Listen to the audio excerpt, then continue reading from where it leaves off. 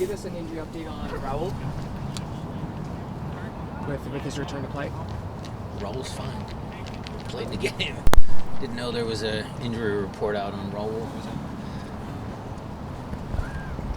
With what you saw from Jesus Ferreira, his 2 close chances in that first half, Steph mentioned Nuhu was pretty big and coming in aggressively and loud and kind of slowing him down. What else did you see from your defense? A good save. Yeah. I'm sure if I'm in Nico's shoes, he saw a big opportunity gone by the wayside. But, that's the sport. You got to make plays. Our guys had some chances early on in that game to make it 1-0. They had a couple chances.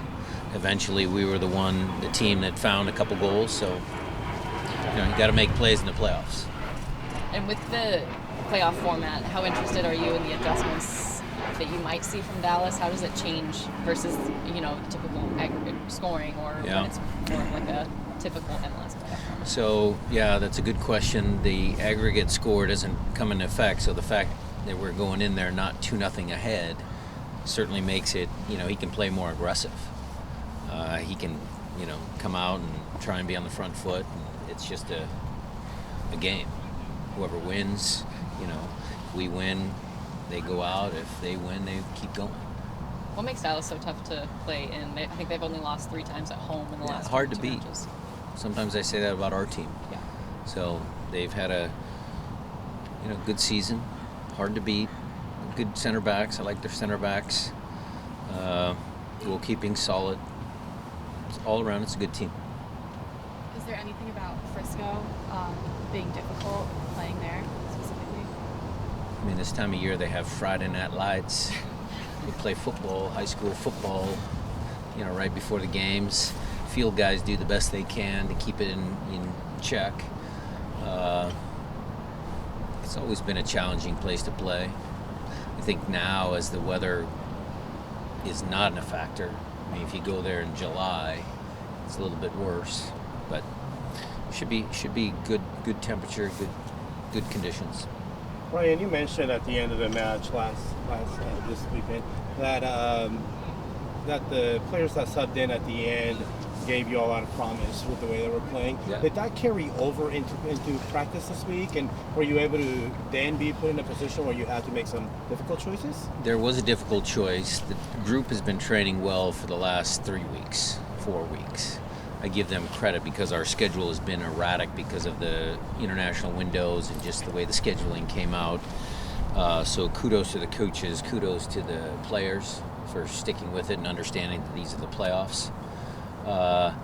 The hard choice was, not to start Nico, not to start maybe Raul. I subbed Leo off. I don't think that was Leo's best game, but, he's a talented player. So it just gives me more options and certainly gives me a little more heartache because they are tough choices. Fry mentioned that, one of the key things that we have is that we have the ability to have those 2 DPs coming off the bench, and it makes us more threatening, more dangerous. For you, as somebody who has to manage that roster, what does that mean to you? Well, it means I'm a fortunate coach. The conversations with those guys aren't easy, if that's where you're going with the question. They all want to play. They're competitive. They've had a long history of success here. So those conversations, they happen. And there are 2 guys that care about the team and their teammates. So at the end of the day, that's where I have my trust in them. When they step on the field, they're going to give us everything. Coach, FC Dallas is, of course, a familiar opponent in the playoffs for the team. From the last playoff installment, I believe that was 2019, what would you say is the biggest change since the last time you played them in the playoffs? Well, they have a new coach. They're a different team. We've got a couple holdovers. That was Jordan Morris's big game. He got 3 goals. But that's a lot of time between. I mean, I think the teams have changed considerably.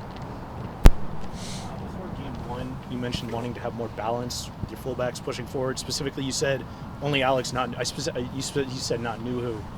He ends up pushing forward, getting the assist with the goal. Is he pushing for more freedom down the left? Is there anything that you need to consider with his contribution last game?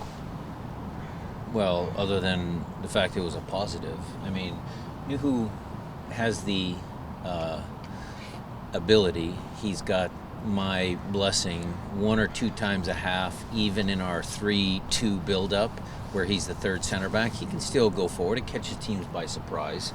We don't want that to happen all the time. Leo Chu is supposed to be the highest, widest guy on the left-hand side. But when they, see how the game is playing out and they take advantage of opportunities, I'm all for that.